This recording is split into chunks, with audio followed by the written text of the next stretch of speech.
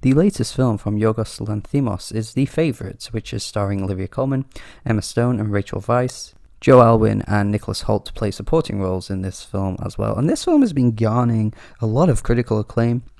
Loads of buzz at the award shows this season. Oscars have nominated for so many awards as well. His previous films have certainly garnered a lot of critical acclaim and critical buzz, but they've never really managed to break out into the award shows in the way that The Favourite has. Now, luckily, unlike A Star is Born, I'm totally on board with all the attention and acclaim that this film is getting. You can definitely see why this one is the film that's garnered Yorgos the most attention so far, because it is a little safer than his previous work. That isn't to say that this film is completely vanilla and dull or whatever, because it really isn't. It's just nowhere near on the level of like heaviness as a film like A Killing of a Sacred Deer, for example. It's a period drama, it's a period comedy drama film, which is something that awards ceremonies just instantly adore no matter what, but it pans out in a very Yorgos fashion. I should probably warn you now that there will be spoilers throughout this video, so obviously if you haven't seen the film, don't listen to what I'm saying. The film is set in the 1700s, it focuses on Queen Anne. It's not really like a true story or anything like that. If it is, it's very loosely based. Yorgos took his own interpretations and, adapted it into his own sort of style to make a really interesting film about Queen Anne and her very wild behaviors, her fragile state of mind, her illnesses as well.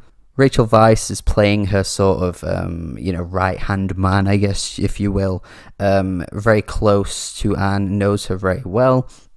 But as things go by, we sort of notice that their relationship is a bit deeper than what it was initially led off to be. We do find out that they are in fact in a relationship, and during that scene that you find out, it's a really intense scene because Emma Stone is in that same room and she has to escape, and you don't know if she's gonna get caught because her character has recently just jumped onto the scene. She's sort of trying to make a good impression to the Queen. But you do find out that she's actually quite a conniving character. She's really manipulative, and her goals really are to just eliminate Rachel Weisz completely and have Queen Anne for herself. Now, one thing I do love about this film is the dynamics between all the characters. Like, you can never really tell what Queen Anne is thinking because she's very all over the place with her behaviors. She's very wild. She's very frantic. Almost, you almost question whether her role as a queen should ever have been given to her because of how crazy she is, basically. And in regards to her relationship with both the characters, Abigail and Sarah, you don't really know what Queen Anne wants, and that kind of adds to the sort of mystery of where the film's going to go, which is something Yorgos is just excellent at doing. All of his films that I've seen, I actually haven't seen Dogtooth, which I need to get around to seeing. I've heard that's quite an incredible film, but the other ones I have seen, you just don't know where it's going to go, and it carries on in this film as well. You don't really see that Emma Stone's character is going to end up being this manipulative, controlling person, when at the start, she's just really sweet and doing anything she can to just help the Queen, and then she's that same person that just ends up poisoning Rachel Weisz's character and really ruins the course of things to come.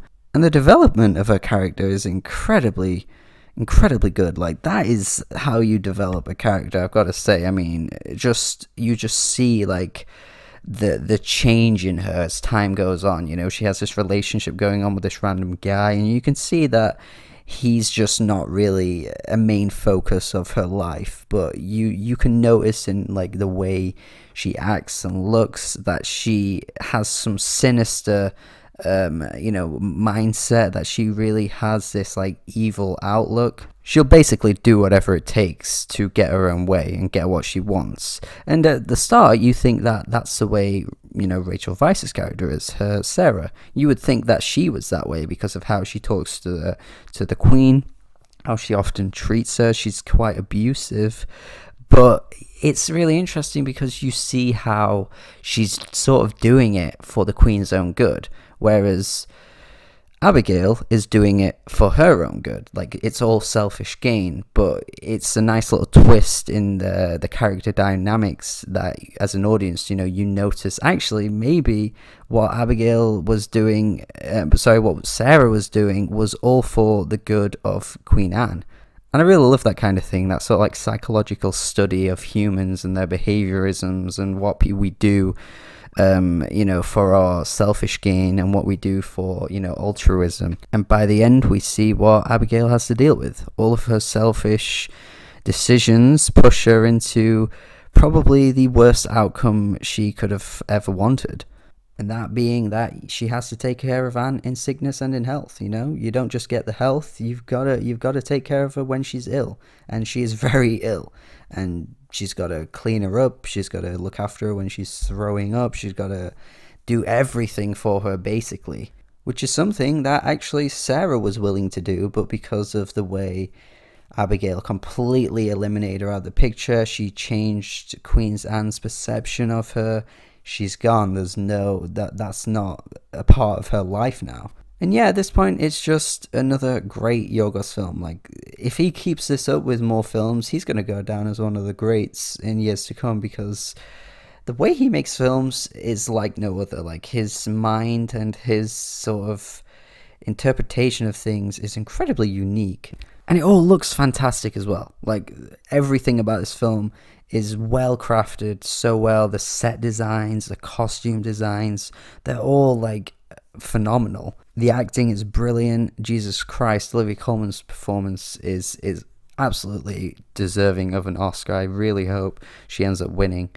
Emma Stone, Rachel Weisz, both excellent. You could really toss up between them to see who wins the award. I personally preferred Rachel Weisz in the film. Not to say that Emma Stone was any worse. I think they were pretty much on level, but I personally just preferred Rachel Weisz's role a little bit more. I feel like she just sold it in such a great way, and Emma Stone did as well, but I just, personal preference, I think. I guess my only critique really for the film, I don't know, I guess with Yorgos films, there's like this one little section of the film where it sort of loses the pace a little bit. Like, The Killing of a Sacred Deer definitely had this problem where, like, about 2/3 into the film, I was just kind of like flagging a little bit. I was losing interest in where the story was going, and it sort of happens a little bit in this film too. Not quite as severe for me, because I think this is a better film than Killing of a Sacred Deer. But I don't know, there's just something about the last 2/3 of each of his films, they just sort of kind of fall a little bit. But it's all worth it, really, to sort of see where the film is going. I mean, I'm totally on board with a slight little dip in quality to sort of, follow the story right till the end and be very satisfied with how it closes. But yeah, this is a freaking great film. Like, easily one of the best of 2018, and it's so good to see Yorgos get all the attention now as well. Like I said, it's more of a safe film for him. Certainly not as weird and wild and as crazy as previous films and absurd as those films, but it certainly isn't any less, creative and engaging. And for a period drama too, you've got to take into account how unique this like entire plot is for a period drama. Usually period dramas are pretty stale, pretty boring, but everything about this film is really, really good. I think if I rewatched it, it would definitely be like a 9 out of 10, but for now I'm going to go with an 8 out of 10. It's a great film. Yeah, going to go down as one of the best from 2018. It already has. I mean, I'm pretty late to this, obviously, but, even in years to come, I'm pretty sure more and more people will jump on board with this. Would be great to see it win the Oscar. I wouldn't have any issues with that. Personally, I think I would prefer Roma to win, but either or, it's one of those cases where either of them could win. It's probably going to not go to either of them, if I'm being honest, but we'll see. Thank you for listening to me talk about this film. Let me know your thoughts on this film, and let you, any improvements I can make on my review style, whatever. Let me know. Thank you for watching. Thank you for listening. Have a good day. Goodbye.